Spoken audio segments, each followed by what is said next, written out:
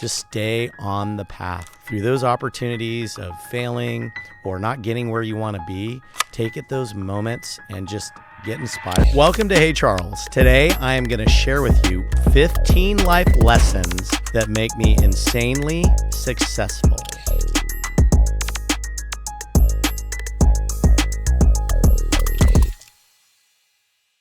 So the first thing that I do is I set clear goals. I want to understand clearly what I want to get to, where I want to be, and how I want to get there. They have to be measurable. So you can't just be like, oh, I just want to do this. Like, remember I was telling you guys, hey, I want to start my business. Well, I set a clear goal. At age 30, no matter what, whatever I'm doing, I'm going to go ahead and I'm just going to go out and I'm going to start my business. That was a clear goal. The second thing is you need to develop a positive mindset. You can't do anything with a negative mindset. Everybody thinks about this like, oh, well, yeah, I want to go and do this thing, or I'm going to start this business, or, I'm going to hike up whatever it is that you're wanting to do. You can't do that with a negative attitude. You're always going to be complaining. You're going to be whining. It's just not a very good place to be. So you have to have a positive mindset, which means you have to have good attitude. So what you need to do is you need to find the things that are going to turn you negative, and you need to get those out of your life. I think probably a recent one that I experienced is I tend to get very negative when things aren't going fast. So if things aren't happening, when I'm setting goals, or if there's something that I want to accomplish, and if something doesn't happen right away, it tends to get really frustrating. You probably feel frustrated too when that happens to you. So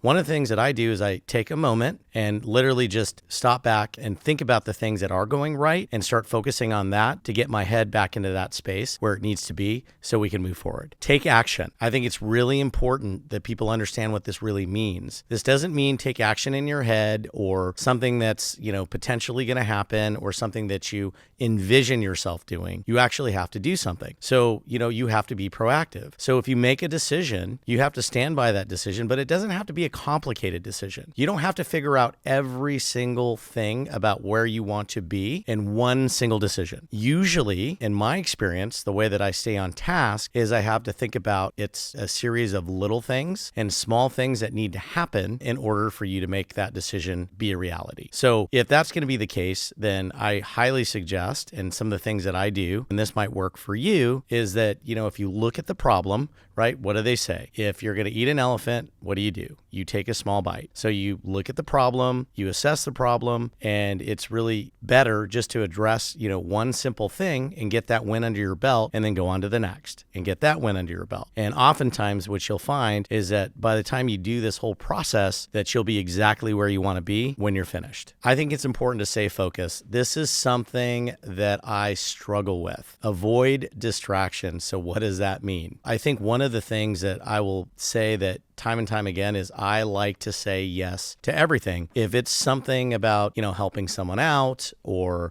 I had somebody come to me the other day and they said, hey, I really want to start this business. And, I'm very excited to help people, and I like where they're going with this, and I like the idea. And all of a sudden I find myself getting engulfed, in these plans, and I start talking on the phone and I'm getting hyped up about it. And I just realize that I can't do that every single day and stay focused and stay on task for the things that I need to accomplish. So there is a time and a place. I would always say to you, if you're in a situation like that and you like to say yes to everything, one of the things that I do is I have a checks and balance. I talk to Joanna. She's very much in tune to what needs to happen. And when I find myself getting engaged in things that I'm not really supposed to be focused in, right, or taking up my time with, then a lot of times I'll bounce some ideas off of her and she'll kind of put it back into perspective. But if you know that that is an area that causes you distraction, you need to avoid it. The other thing that I like to always tell people that makes you successful and makes me successful is I always have something to learn every day. There is not a time that I can ever remember that there isn't one day that I can learn something new, and you need to learn. Things are constantly changing. You have to understand that you're changing. We all go through life and everything is not the same. I am not the same Charles Ernst that I was 10 years ago. I'm not even the same Charles Ernst that I was 3 months ago. I'm continually looking for opportunities to grow personally and professionally. I follow people and listen to what they have to say. I read books. There's a very solid regiment that I follow on a daily basis when I wake up, to what I'm looking at, what I'm listening to, what I'm reading. And those are the things that you need to do to stay focused on your growth. So when you do have those times that you get distracted or you run into a friction point, because you will, that you're looking back and looking at things that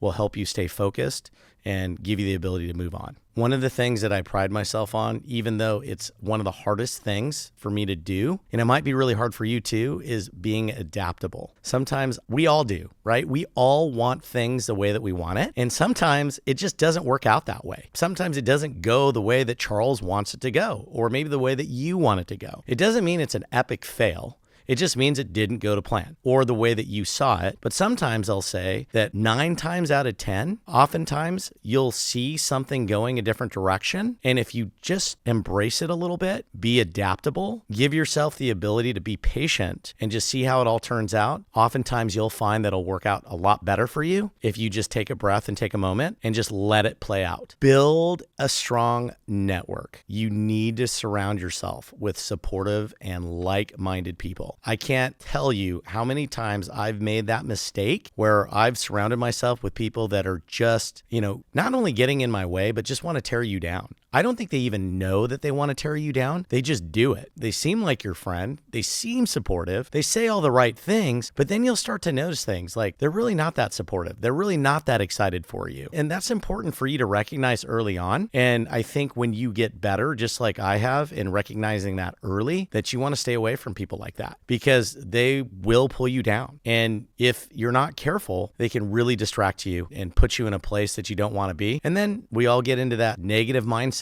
because, why is this person crapping all over me? But then the question you should be asking yourself, and I do all the time, well, why do I let it get this far? Develop effective communication skills. You have to be able to communicate to people and you need to meet people where they're at. So some people communicate differently. I've sat through several meetings where you might actually have 2 or 3 different people you need to communicate with. You need to understand that you have to recognize the style of communication that they like to communicate with you with, right? So, it sounds like it's a simple thing. Well, hey, if I'm communicating with Bobby, or Sally or Jim, they may all have different communication styles. Some people like it when you're direct with them. Some people like it, when you're not so direct. Some people like it when you simplify things. Some people like it when you really go into detail. You just need to be aware of who your audience is. And when you're talking to them, you need to make sure that you're picking up on not only the verbal cues, but just their body language. You need to see if they're paying attention to you. You can see if they look frustrated. You can tell a lot about a person by just being in the same room. Now, some of the challenges may be, can you really do that 2-dimensionally over Zoom? We'll have to come back to that one because I think there are ways,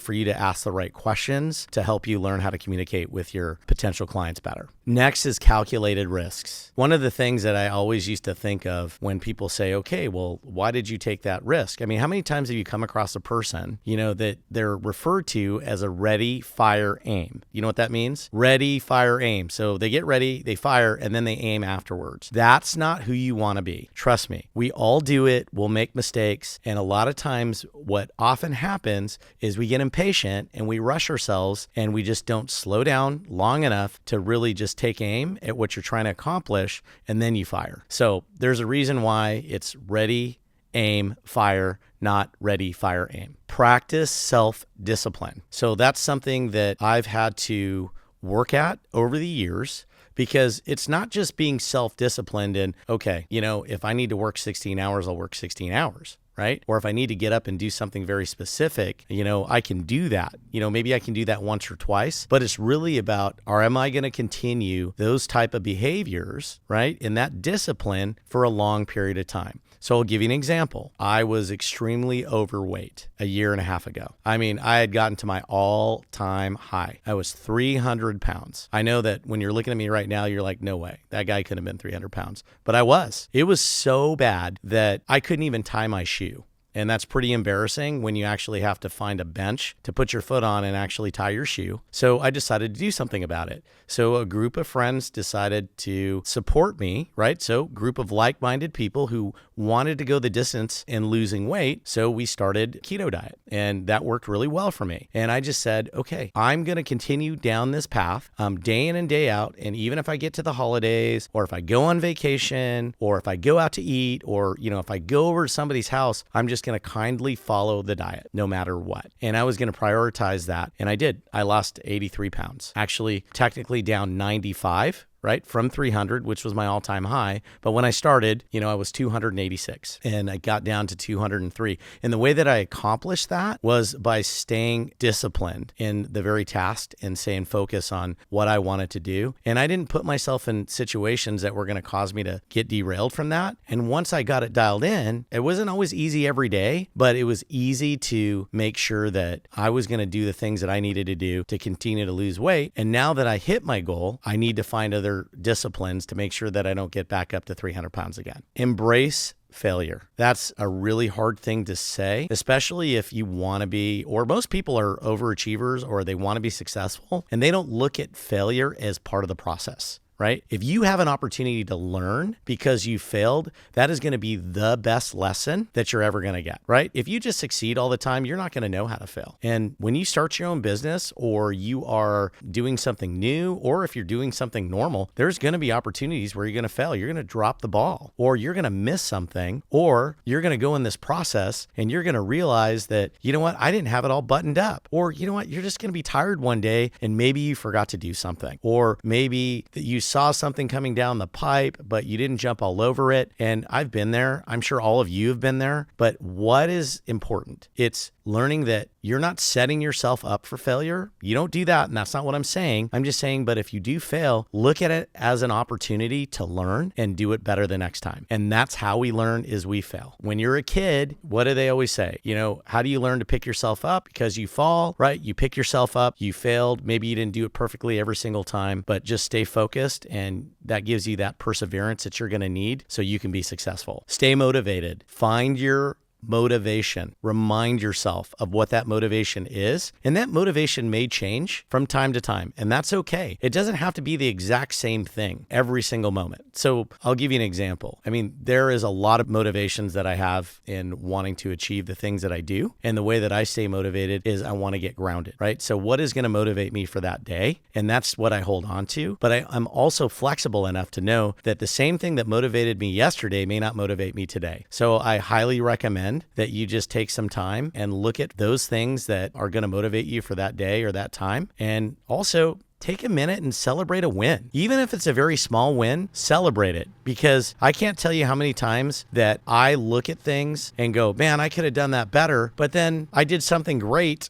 and my wife will be like, Charles, but you accomplished all these things. Why are you so focused on this one small thing, that's kind of derailing you? And that's because there's just some level of perfectionism that I think all of us have, that we just want to do everything right. But stay motivated. Next is going to be resilience. Oh, man, let me tell you about resilience. If you are going to go out on your own, if you're going to do anything worth doing, you are going to run into friction. You are going to walk uphill backwards some days. It's not going to be a smooth path. Oftentimes, if you're doing something new, it's going to be a bumpy road. I think oftentimes when I find myself getting set back, it's easy to just want to go and take your ball and go home, go crawl in a hole somewhere. Well, if you need to take a moment and do that and just reflect back on it quickly, you just need to bounce back. You have to be able to make sure that you are not living in that headspace, right? Because all that's really going to do is just give you that negative mindset, that's going to hold you back. And let me tell you, it's going to just be a waste of time to be there because it gains you nothing.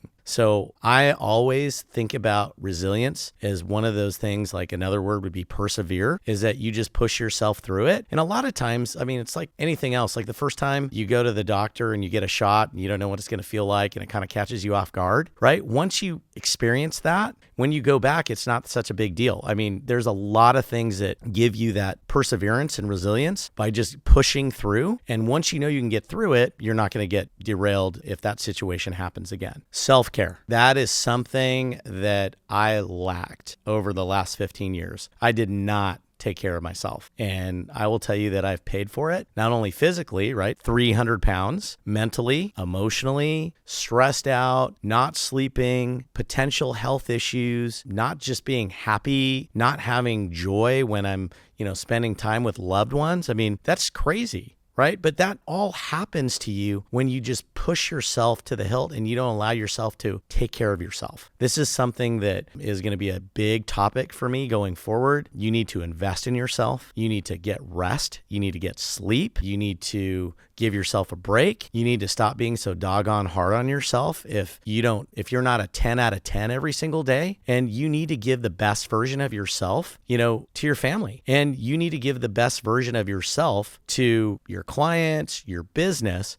And in order to do that, what do they say? When you get on a plane, what do they say first? If, the masks deploy, put yours on first before you put on someone else's, right? So take that as a lesson. Put it on yourself. So take care of yourself so you can take care of others. And the last thing I want to end with is stay persistent. Don't give up. I can't tell you how many times that there were days when I would just go and there was no and no and no and no and just driving and just feeling pretty bad about the whole situation or just crappy. I mean, I don't even want to use that word because it wouldn't be appropriate to even say right now and how frustrating things get and where you're not supposed to be. But I will tell you that if you are persistent and you realize that success doesn't happen overnight. And maybe it does, but I can tell you the majority of the time it doesn't. Just stay on the path, push, right? Through those opportunities of failing or not getting where you want to be, take it those moments and just get inspired